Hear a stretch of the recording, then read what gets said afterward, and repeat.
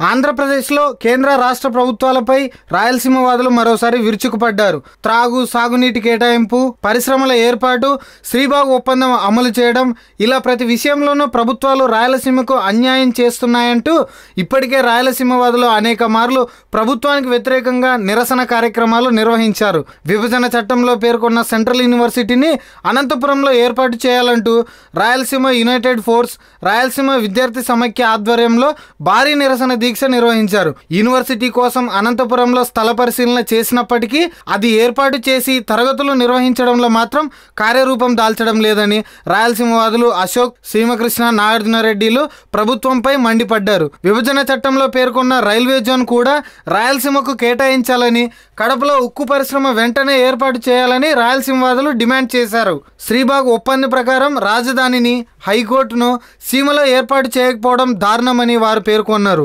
రాయలసీమ వాదులు తలపెట్టిన ఈ దీక్షకు పెద్ద సంఖ్యలో తరలివచ్చారు. ఈ వీడియో మీకు నచ్చినట్లయితే లైక్ చేయండి, షేర్ చేయండి. మరిన్ని అప్డేట్స్ కోసం మా జనహితం టీవీని సబ్స్క్రైబ్ చేయడం మాత్రం మర్చిపోకండి.